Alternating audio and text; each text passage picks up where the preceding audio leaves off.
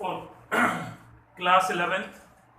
Today we are going to start a new chapter, and name of that chapter is chemical bonding and molecular structure.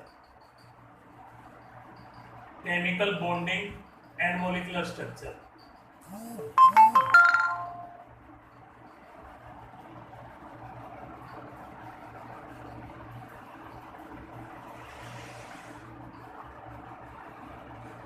Chemical bonding and molecular structure.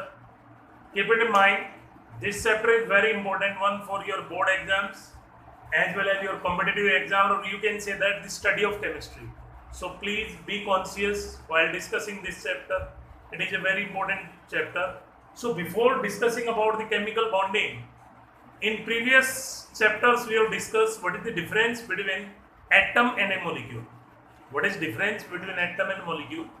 As we know, atom is the smallest particle of an element which may or may not have independent existence.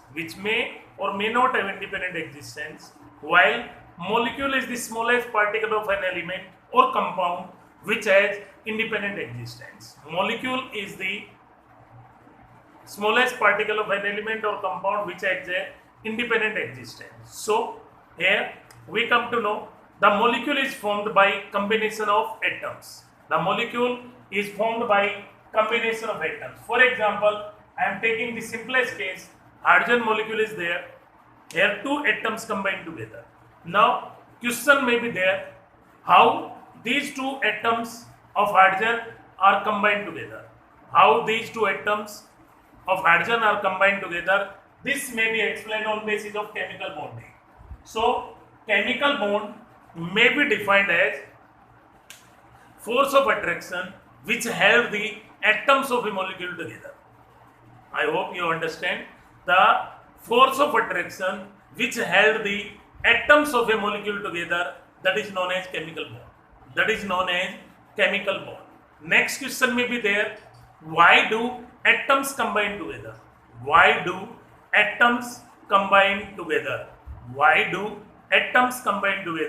So this can be answered by use of Lewis octet rule. Lewis octet rule. It is an important topic. Question may be there. What is Lewis octet rule? And as we know, the noble gases are stable in nature or chemical inert. Noble gases are stable in nature or chemical inert because they have complete duplet or octet. Duplet means 2 electron in outermost shell, or complete octet means 8 electron in outermost shell. Hence, according to Lewis octet rule, the atoms combine together to complete their duplet or octet.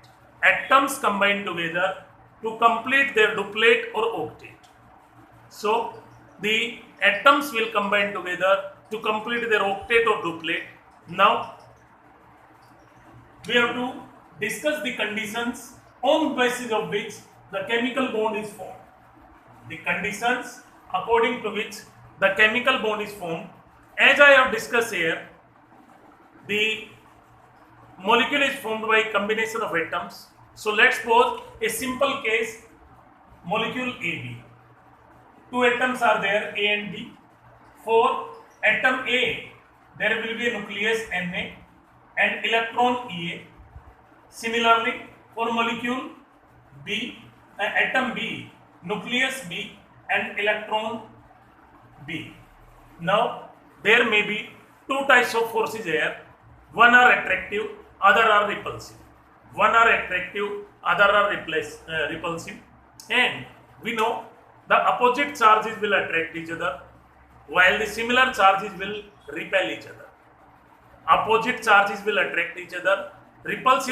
The similar charges will repel each other. So here two attractive forces will be between nucleus of A, electron of B, nucleus of B and electron of A. These are the attractive force. Now repulsive forces between nucleus of A and nucleus of B. electron of A and electron of B, there might be repulsive force. So for formation of a chemical bond, the attractive forces should be greater than repulsive forces. For formation of a chemical bond, the attractive forces should be greater than repulsive forces. And second question, the second condition may be the energy should be released. The energy should be released.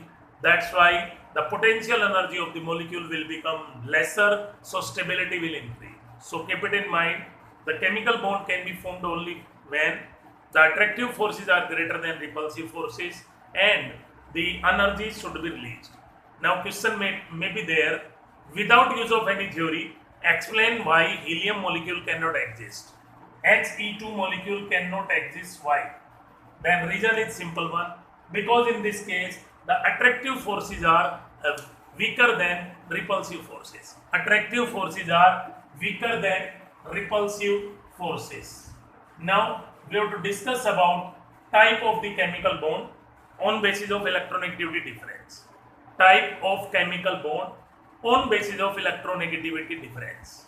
And in chemical classification of elements, we have already discussed the nature of the bond will depend on electronegativity difference. If electronegativity difference is greater than 1.8, electronegativity difference is greater than 1.8, then the bond may be ionic or electrovalent. Bond may be ionic or electrovalent. But on basis of nature of the atoms combining, the bond can be of three types. And the first one is electrovalent bond. First one will be electrovalent bond or ionic bond. Electrovalent bond or ionic bond. And this bond is formed between an electropositive atom and electronegative atom. The bond between electropositive and electronegative atoms is known as electrovalent bond or ionic bond. Next case may be covalent bond. Covalent bond. The covalent bond is formed between two electronegative atoms. The covalent bond is formed between two electronegative atom or electronegative difference is lesser than 1.8. And the third case may be metallic bond. Third case may be metallic bond. The metallic bond is formed between two electropositive atoms. I am repeating, on basis of electronegativity difference, the chemical bond can be of three types. First one is ionic or electrovalent. Ionic or electrovalent bond is formed between one electropositive and one electronegative atom. Covalent bond is formed between two electronegative atoms, while the metallic bond is formed between two electropositive atoms. Now we have to discuss in detail about each and every type of bond we have discussed. Now, first type of bond, that is known as electrovalent bond or ionic bond. Electrovalent bond or ionic bond. And I think you have discussed this topic in class 10th also about covalent bond and ionic bond. So here, as the name suggesting, electrovalent bond or ionic bond, it is formed by the transfer of electrons. The bond which is formed by transfer of electron or between the ions. Now generally these students confuse. In case of ions, there will be no transfer of the electron. So we can say that the bond between the ions or the bond which is formed by transfer of electrons, that is known as electrovalent bond or ionic bond. The bond which is formed by transfer of electrons or between the ions, that is known as electrovalent bond or ionic bond. Now we have to discuss about the factors on which the strength of the ionic bond will depend. Factors on which the strength of the ionic bond depends. Generally, there are three factors on which the strength of the ionic bond will depend, and the first factor is, that is the ionization enthalpy. The first factor on which the strength of ionic bond depends, that is known as ionization enthalpy. As we know, ionization enthalpy is the amount of energy required to remove the most loosely bound electron from isolated gaseous atom. In chemical classification, we have already discussed ionization enthalpy is the amount of energy required to remove the most loosely bound electron from the isolated gaseous atom. Hence, lesser will be the ionization enthalpy, easily will be the cation formed, so stronger will be the ionic bond. I am repeating, lesser will be the ionization enthalpy, stronger will be the ionic bond, or we can say easily will be the cation form. So for stronger ionic bond, the ionization enthalpy should be low. Stronger ionic bond, ionization enthalpy should be low. Second factor is electron affinity or electron gain enthalpy. Second factor on which ionic bond strength depend, that is electron affinity or electron gain enthalpy. Electron affinity or electron gain enthalpy. As we know, electron affinity or electron gain enthalpy is the attraction for an electron by isolated gaseous atom. Attraction for an electron for isolated gaseous atom, that is known as electron affinity, while the